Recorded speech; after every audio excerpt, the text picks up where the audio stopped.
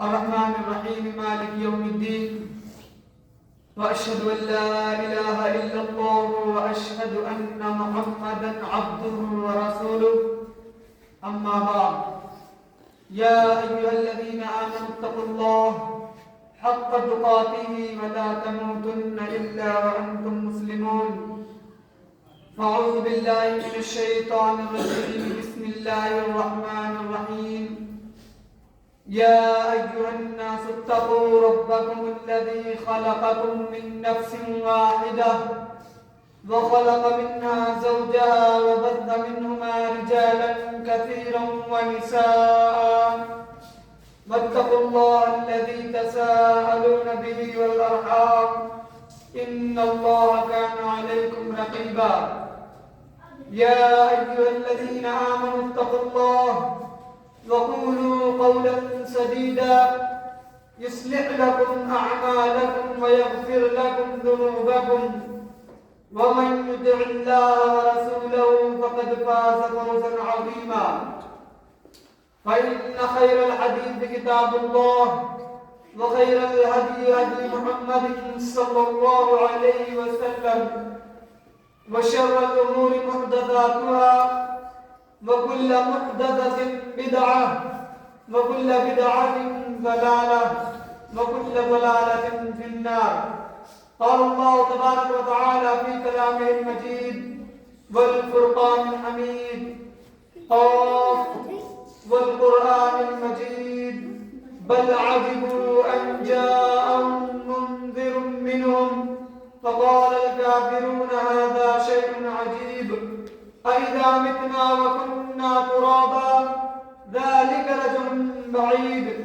قد علمنا ما تنقص الأرض منهم وعندنا كتاب حفيظ بل كذبوا بالحق لما جاءهم فهم في أمر مريض قال الله تبارك وتعالى في كلامه المجيد النار يعرضون عليها غدوا وعشيا ويوم تقوم الساعة وادخلوا آل فرعون أشد العذاب وقال النبي صلى الله عليه وسلم أيها الناس استعيذوا بالله من عذاب القبر فإن عذاب القبر حق.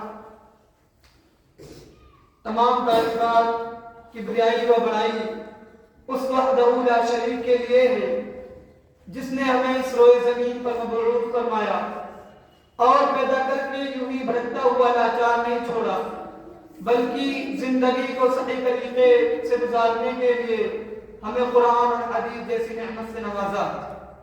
لاکھوں کروڑوں درود و سلام ہو آپ کے اور ہمارے پیارے حبیب صلی اللہ علیہ وسلم پر. حاضرین جمعہ، میں آج جس عنوان کو لے کر آپ کے سامنے حاضر ہوا ہوں وہ ہے قبر، آخرت کی منزلوں میں پہلی منزل. اللہ کے نبی صلی اللہ علیہ وسلم نے کہا وَلَا تَتَمَنَّوُا الْمَوْتَ، اللہ رب العالمین سے موت کی فرمائش نہ کرنا، یعنی موت نہ مانگنا. ہم پریشان ہوتے ہیں تو ہم کہہ دیتے ہیں کہ یہ بھی کوئی زندگی ہے، اس سے اچھا تو ہم مر ہی جائیں. لیکن بظاہر یہ آپ کا کہنا آسان لگتا ہے، لیکن مرنے کے بعد جو قبر کی منزل ہے وہ انتہائی خوفناک، انتہائی دہشتناک، انتہائی زیادہ ڈراؤنی ہے. برادران اسلام، یہ بات ہر ایک کو معلوم ہے کہ ہر نفس کے 4 دور ہوتے ہیں. پہلا دور ماں کے پیٹ میں جہاں نفس بالکل بند ہوتا ہے، وہاں تنگی اور اندھیروں کے سوا کچھ نہیں ہوتا. اور دوسرا دور دنیا جہاں نفس کی نشو و نما ہوتی ہے اور یہیں پر انسان خیر و شر کو کماتا ہے. اور یہ دور پہلے کا بنسبت زیادہ وسیع ہوتا ہے. اور تیسرا دور قبر یا عالم برزخ، اور یہ دور دوسرے دور کے بنسبت زیادہ وسیع ہوتا ہے. اور چوتھا دور جنت یا جہنم، اور ان دونوں ٹھکانوں کے سوا کوئی ٹھکانہ نہیں. اللہ رب العالمین سے دعا کروں کہ اللہ رب العالمین ہم سب کو جنت میں داخل کرے اور عذاب جہنم سے محفوظ فرمائے. قبر یہ آخرت کی منزلوں میں سے پہلی منزل ہے جس کا آغاز موت سے ہوتا ہے. اور اس سے پہلے جمعہ میں ہم نے موت کے بارے میں آپ سے گفتگو کی تھی. اب ہم یہ جانیں گے کہ عذاب قبر میں آخر مومن بندے اور جو برے لوگ ہیں، شرک کرنے والے، کافر، فاسق، ان کے ساتھ کیا برتاؤ ہوتا ہے، اور جو مومن بندے ہوتے ہیں ان کے ساتھ اللہ رب العالمین کیا معاملہ کرے گا۔ ایک مومن بندہ جب قبر کا تصور اپنے ذہن میں لاتا ہے تو اس کے رونگٹے کھڑے ہو جاتے ہیں، اور اس کے رونگٹے کیوں نہ کھڑے ہو کہ حضرت عثمان بن عفان کے غلام ہانی کا بیان ہے کہ حضرت عثمان بن عفان جب قبر پہ کھڑے ہوتے تو اتنا روتے، اتنا شدید روتے کہ آپ کی داڑھی مبارک تر ہو جاتی۔ سوال کرنے والے نے آپ سے سوال کیا کہ عثمان بن عفان آپ اس وقت اتنا نہیں روتے جب جنت اور جہنم کا تذکرہ کیا جاتا ہے، لیکن آپ جب قبر پر کھڑے ہوتے ہیں تو اتنا روتے ہیں کہ آپ کی داڑھی مبارک تر ہو جاتی ہے۔ عثمان بن عفان نے کہا میں بھلا کیوں نہ روں، میں بھلا کیوں نہ روں کہ میں نے نبی کریم صلی اللہ علیہ وسلم کو یہ کہتے ہوئے سنا کہ قبر آخرت کی منزلوں میں سے پہلی منزل ہے، جو اس میں نجات پا گیا وہ آنے والی سبھی منزلوں کی نجات پاتا چلا جائے گا، اور جو اس میں پھنس گیا، جو اس میں برباد ہو گیا، جو اس میں تباہ ہو گیا، اس کے لیے آنے والی منزلیں سبھی سے زیادہ سخت ہوں گی۔ اور صرف یہی نہیں، جب انسان قبر میں داخل ہوتا ہے تو قبر اسے دباتی ہے، پھر وہ چاہے نیک اور صالح کیوں نہ ہو۔ حضرت عبداللہ بن عمر رضی اللہ عنہ بیان ہے، نبی کریم صلی اللہ علیہ وسلم نے سعد بن معاذ کے بارے میں کہا الذی تحرک له العرش، وہ جس کے انتقام پر اللہ رب العالمین کا عرش کانپ اٹھا، عرش حرکت میں آ گیا، وفتحت له ابواب السماء، آسمان کے سبھی دروازے کھول دیے گئے، وشہدہ 70,000 من الملائکہ، 70,000 فرشتوں نے ان کی جنازے کی نماز پڑھی، لقد ثم ضمت ثم فرج عنہ، انہیں بھی قبر میں دبایا اور چھوڑ دیا۔ حضرت عائشہ رضی اللہ عنہا بیان کرتی ہیں کہ نبی کریم صلی اللہ علیہ وسلم نے کہا کہ قبر میت کو دباتی ہے، اگر اس سے کوئی محفوظ ہوتا تو سعد بن معاذ اس سے ضرور محفوظ ہوتے۔ اور آپ کو کیا معلوم کہ سعد بن معاذ کہ وہ کون سے گناہ تھے جس سے وہ قبر کے دبانے سے نہ بچ سکے، وہ کون سا گناہ تھا؟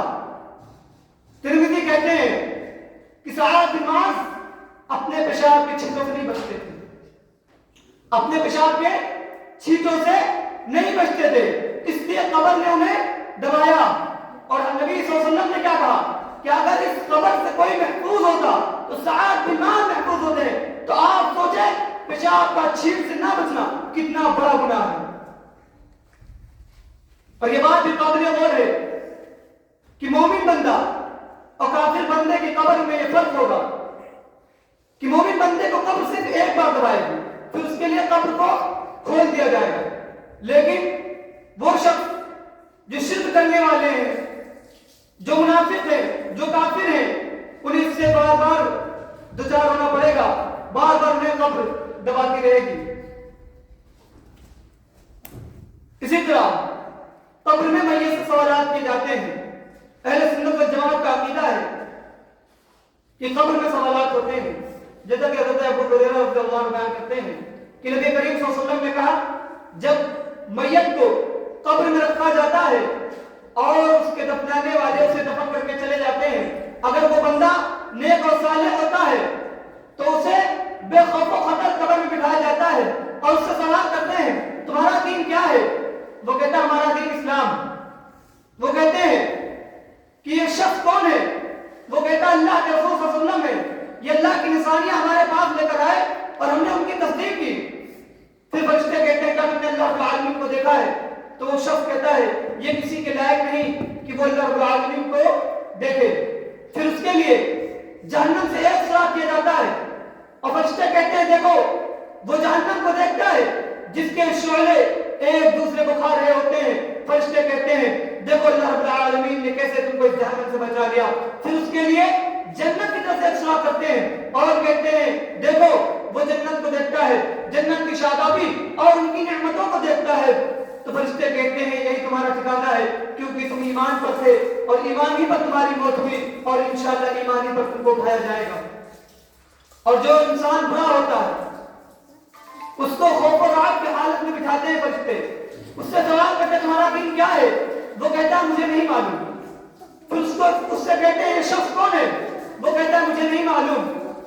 پھر کے لیے جنت کی طرف سے ایک سراغ کرتے ہیں اور کہتے ہیں دیکھو وہ جنت کی شادابی اور اس کی نعمتوں کو دیکھتا ہے. فرشتے کہتے ہیں کہ دیکھو اللہ رب العالمین نے کیسے تمہیں اس جنت سے پھینک دیا ہے. پھر اس کے لیے جہنم کی طرف سے ایک سراغ کیا جاتا ہے اور فرشتے کہتے ہیں دیکھو وہ جہنم کو دیکھتا ہے جس کے شعلے ایک دوسرے کو کھا رہے ہوتے ہیں. فرشتے کہتے ہیں تم شک پر دے اور شک ہی پر تمہاری موت ہوئی اور انشاءاللہ اسی پر تم کو کھایا جائے گا اور یہی تمہارا ٹھکانہ ہے جہنم. اور صرف یہی نہیں, وہ شخص جو قبر کے اندر دفن ہو گیا, جسے دفنا دیا گیا, اگر وہ اہل جنت میں سے ہے تو جنت کا دیدار اسے صبح شام کرایا جاتا ہے, اور اگر وہ جہنم میں سے ہو تو اسے جہنم کا دیدار صبح شام کرایا جاتا ہے. اسی لیے قبر کے لیے تیاری کی جائے. قبر ایک انتہائی خطرناک, خوفناک, ڈراؤنی جگہ ہے جہاں پر صرف مومن بندہ, عمل صالح کرنے والا بندہ ہی اپنے آپ کو بچا سکتا ہے. حضرت براء رضی اللہ عنہ بیان کرتے ہیں کہ ہم ایک جنازے میں نبی کریم صلی اللہ علیہ وسلم کے ساتھ تھے. نبی کریم صلی اللہ علیہ وسلم قبر کے بازو میں بیٹھتے ہیں اور رونے لگتے ہیں. اتنا روتے ہیں کہ آپ کے آنسوں سے زمین تر ہو جاتی ہے. نبی کریم صلی اللہ علیہ وسلم کہتے ہیں یا اخوانی لمثل هذا فاعدوا, اے میرے بھائیوں اس دن کے لیے تیاری کر لو, اس دن کے لیے کچھ کما لو. اس حدیث مبارکہ سے معلوم ہوا کہ میت کے تدفین کے موقع پر نبی کریم صلی اللہ علیہ وسلم قبر کے بازو میں بیٹھے رو رہے ہیں, اور اس قدر رو رہے ہیں, اتنا زیادہ رو رہے ہیں کہ آپ کے آنسوؤں سے مٹی تر ہو گئی. یعنی معلوم ہوا یہ قبر مقام عبرت ہے.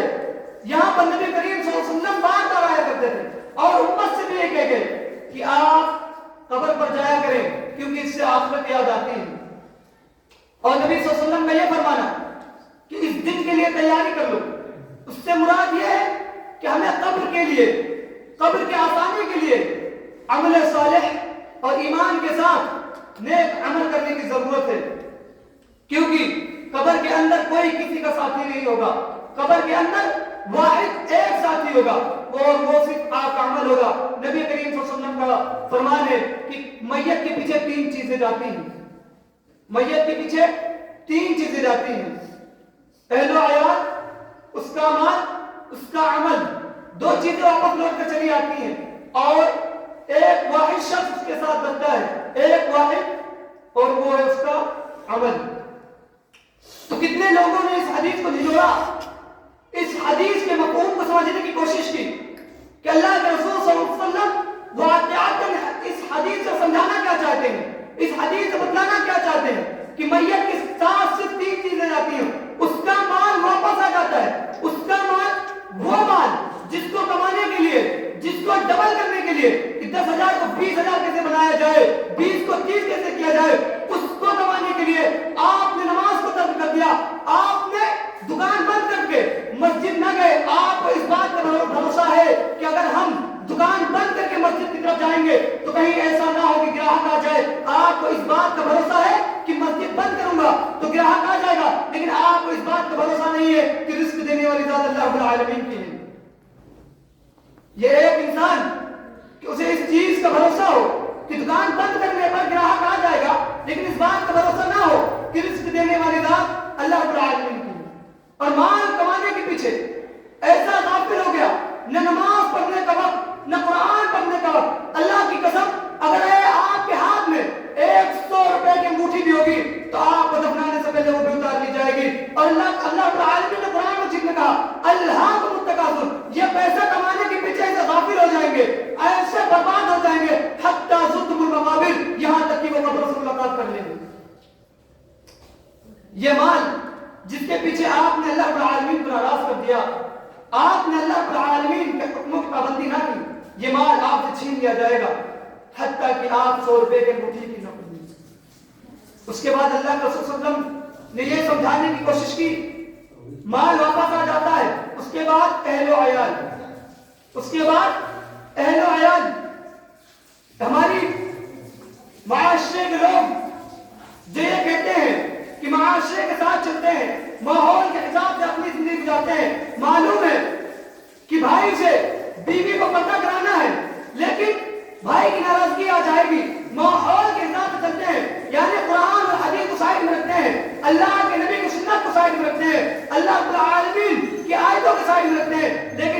بھائیوں کو اور سب کو ساتھ میں لے کے چلتے ہیں. معلوم ہے پردہ کرانا ہے لیکن وہ کھلی کھلی چھوٹ دیتا ہے, وہ آتے جاتے رہتے ہیں. یہ اہل و عیال جس کے لیے آپ نے اللہ کو ناراض کیا. اب آتے ہیں بیوی پر. وہ بیوی جس کے ایک فون پر آپ نے گھر پہ ٹی وی لگوایا, آپ نے اپنے گھر پہ ٹی وی لگوایا. ایک وہ بیوی جس کے کہنے پر آپ نے اس کو بے پردگی کے لیے اجازت دی کہ آپ کہیں بھی جائیں آپ کی اجازت ہے. وہ بیوی جس کے کہنے پر آپ نے میلوں کے چکر لگائے, آپ میلے کے اندر گئے.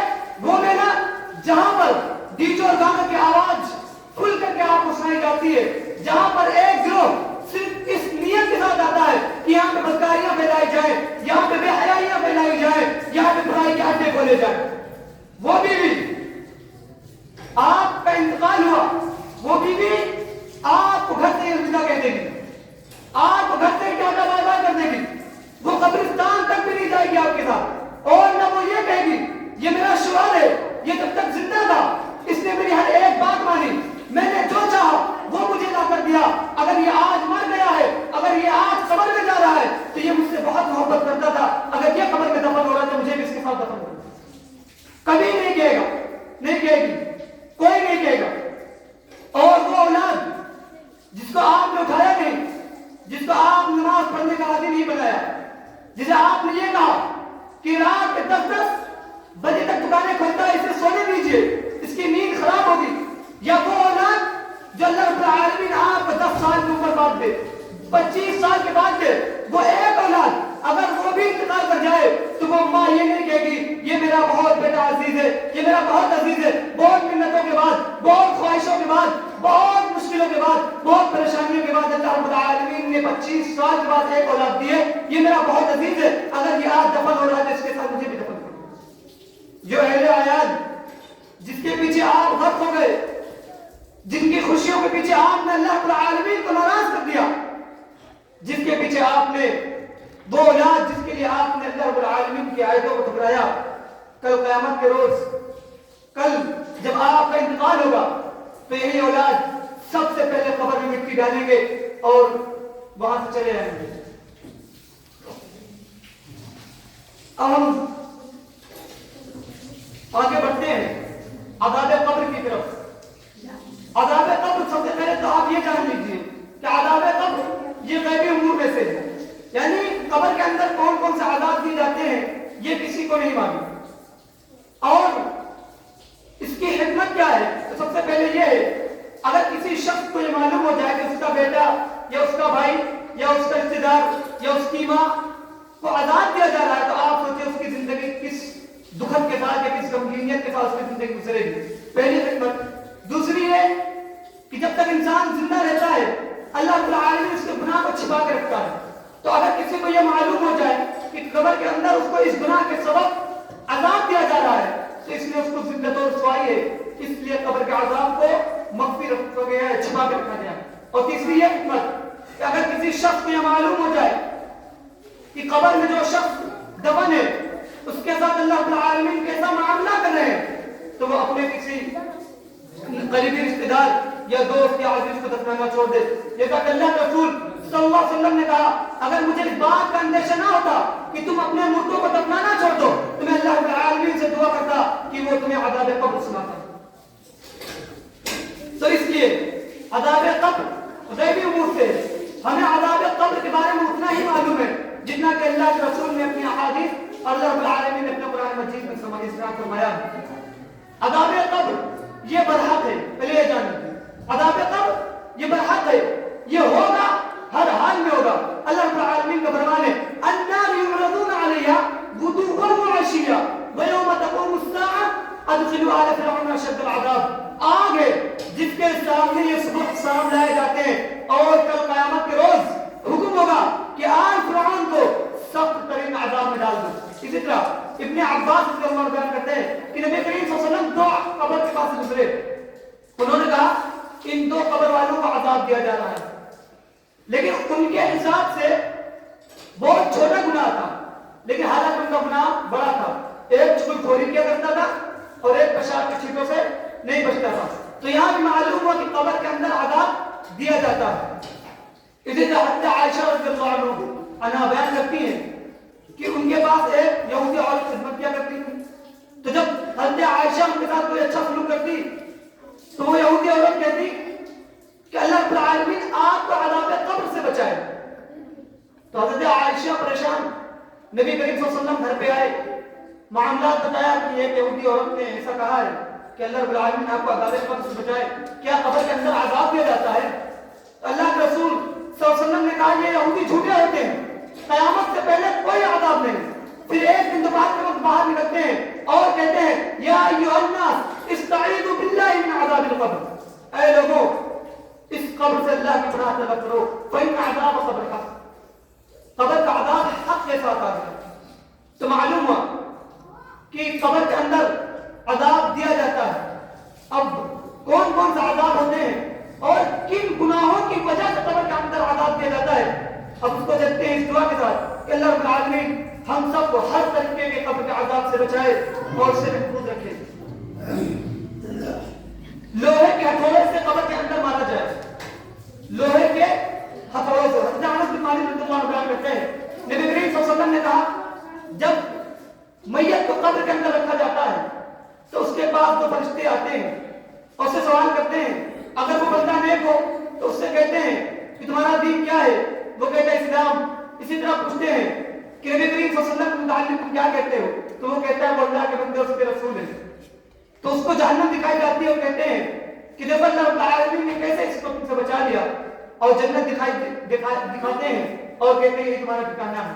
لیکن جو شخص برا ہو اس کے ساتھ کیا معاملات کیا جاتے ہیں, جب فرشتے آتے ہیں اس کو جھنجھوڑ کر بٹھا دیتے ہیں اور کہتے ہیں کہ تمہارا رب کون ہے, وہ کہتا ہے مجھے نہیں معلوم. تمہارا دین کیا ہے, وہ کہتا ہے مجھے نہیں معلوم. اور کہتے ہیں نبی کریم صلی اللہ علیہ وسلم کے بارے میں تم کیا کہتے ہو, وہ کہتا ہے مجھے نہیں معلوم. پھر اس کے کانوں کے درمیان لوہے کے ہتھوڑوں سے اتنی زور سے مارتے ہیں کہ اس کی چیخیں اتنی تیز نکلتی ہے کہ جن و انس کے علاوہ تمام مخلوقات اس کی آواز سنتی ہیں. پھر اس کی روح کو آسمان سے زمین کی طرف پھینک دیا جاتا ہے, یہاں تک کہ اس کی روح کو واپس اس کے جسم میں ڈال دیا جاتا ہے. یہ پہلا عذاب لوہے کے ہتھوڑے سے مارنا. اب آئیے دیکھیں اصل مدعے کی طرف. اللہ کے نبی صلی اللہ علیہ وسلم نے یہ آیت پڑھی وَمَن يُشْرِكْ بِاللَّهِ فَكَأَنَّمَا خَرَّ مِنَ السَّمَاءِ فَتَخْطَفُهُ الطَّيْرُ وَتَهْوِي بِهِ الرِّيحُ فِي مَكَانٍ صَحِيحٍ. یہ شرک کرنے والے, یہ اللہ رب العالمین کو چھوڑ کر کسی اور کی عبادتیں کرنے والے, یہ اللہ رب العالمین کو چھوڑ کر کسی اور کے ساتھ میں اپنی فریادیں رکھنے والے, یہ تعویذوں پر توکل کرنے والے, یہ تعویذوں کو اپنے گلوں میں ڈالنے والے, یہ تعویذوں کو اپنے ہاتھوں میں پہننے والے, یہ بار بار اللہ رب العالمین کی صفات میں, کبریائی میں, وہ بڑائی میں اس کے ساتھ کسی اور کو شریک کرنے والے, ان کا حال کیا ہوگا قبر کے اندر. آئیے دیکھتے ہیں وَمَن يُشْرِكْ بِاللَّهِ فَكَأَنَّمَا خَرَّ مِنَ السَّمَاءِ فَتَخْطَفُهُ الطَّيْرُ أَوْ تَهْوِي بِهِ الرِّيحُ فِي مَكَانٍ صَحِيحٍ. یہ شرک کرنے والے گویا آسمان سے گر پڑے, پھر چاہے یہ پرندے اچھل لے کے چلے جائیں یا ہوا ان کو کہیں دور دراز لے کے جا کے پھینکے, پھر ان کی روح کو ان کے جسموں میں ملا دی جاتی ہے. پھر فرشتے آتے ہیں کہتے ہیں تمہارا دین کیا ہے, وہ کہتا ہے ہائے مصیبت میں نہیں جانتا. پھر فرشتے اس سے کہتے ہیں تم اللہ رب العالمین کے بارے میں کیا کہتے ہو, وہ کہتا ہے ہائے مصیبت میں نہیں جانتا. پھر کہتے ہیں تم نبی کریم صلی اللہ علیہ وسلم کے بارے میں کیا کہتے ہو, جو تمہاری طرف نبی بنا کر بھیجا گیا, وہ کہتے ہیں ہائے مصیبت میں نہیں جانتا. تو وہ فرشتے اللہ کے رسول صلی اللہ علیہ وسلم کا نام لیں گے کہ محمد, تو وہ کہیں گے ہائے مصیبت ہم نہیں جانتے, میں نے لوگوں سے سنا ہے کہ وہ ان کا تذکرہ کیا کرتے تھے. فرشتے کہیں گے نہ تم نے تحقیق کی, نہ تم نے قرآن کی آیتوں کو ترجمے کے ساتھ پڑھی, آج تمہارا دن برا دن ہے. پھر آسمان سے ایک آواز آئے گی کہ اس نے جھوٹ بولا, اس کے لیے جہنم کا ایک بستر بچھا دو اور جہنم کا ایک دروازہ کھول دو. نبی کریم صلی اللہ علیہ وسلم نے کہا اس سے گرم اور بدبو ہوا آئے گی. پھر اس کے لیے ایک بدصورت شخص اس کے پاس آئے گا جس کا لباس انتہائی بدنما اور اس سے بہت گندی بدبو پھوٹ رہی ہوگی.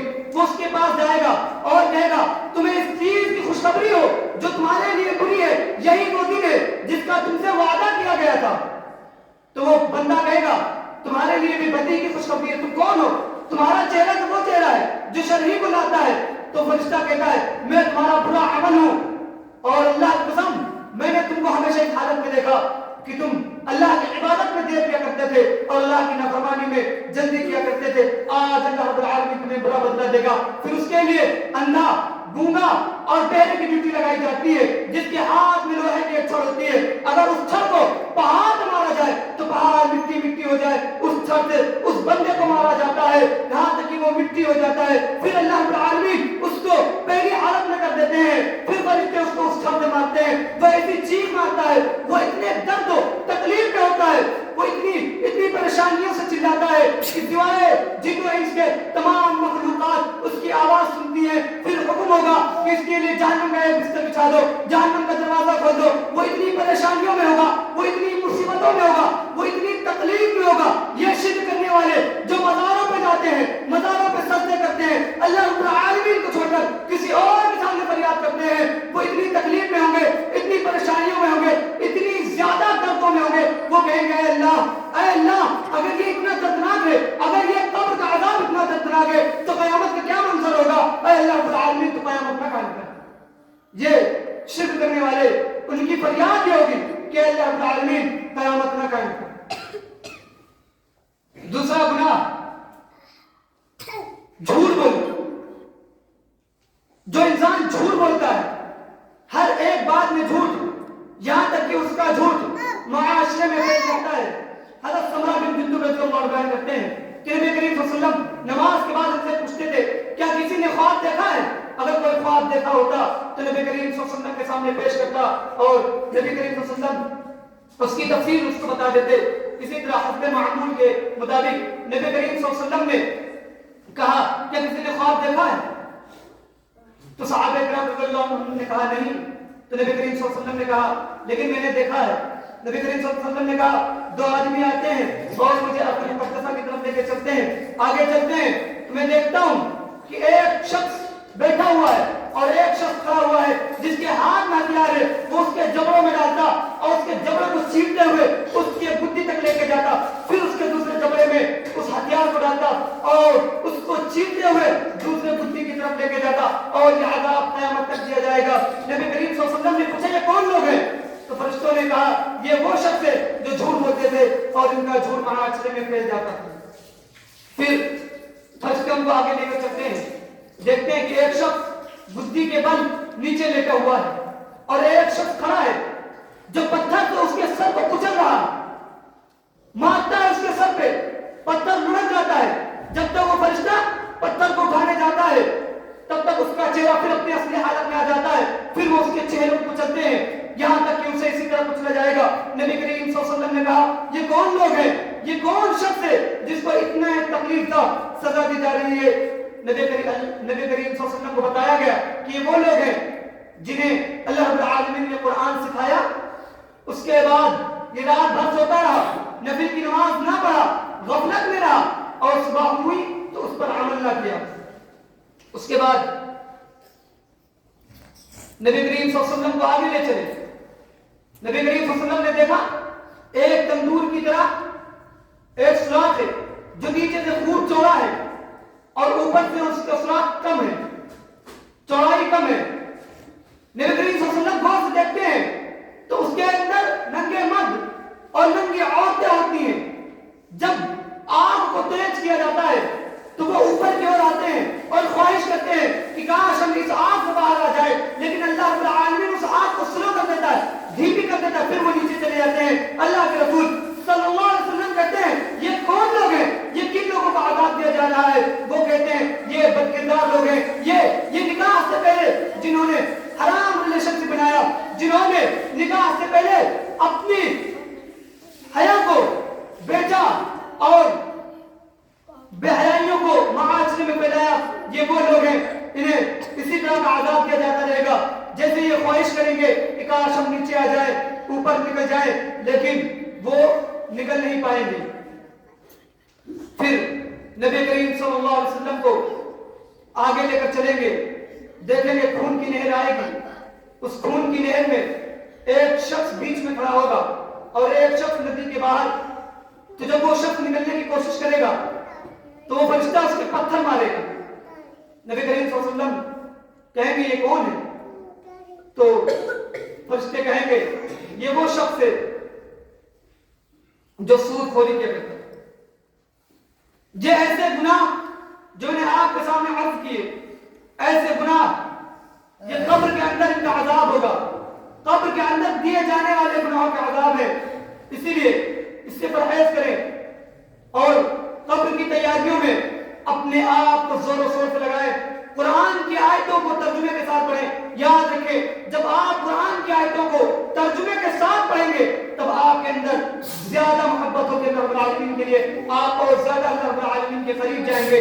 اسی لیے دن میں ایک سمے پڑھیں، ایک رکوع پڑھیں، 2 آیت پڑھیں، لیکن اس کے ترجمے کے ساتھ پڑھیں تاکہ آپ کو معلوم ہو جائے کہ اللہ رب العالمین کب خوش ہوتا ہے، اللہ رب العالمین کب ناراض ہوتا ہے. اب آخر میں اللہ رب العالمین سے دعا کروں کہ اللہ رب العالمین ہم سب کو جہنم کے اور عذاب قبر سے محفوظ رکھے اور ہم سب کو قبر میں نور کی برسات کرے اور ہم سب کے قبروں کو کشادہ کر دے اور جنت میں اعلیٰ مقام عطا.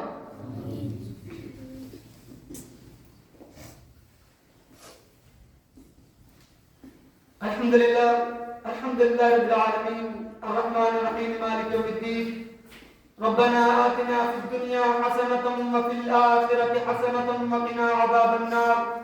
ربنا ظلمنا أنفسنا وإن لم تغفر لنا وترحمنا لنكونن من الخاسرين. ربنا لا تؤاخذنا إن نسينا واخطأنا.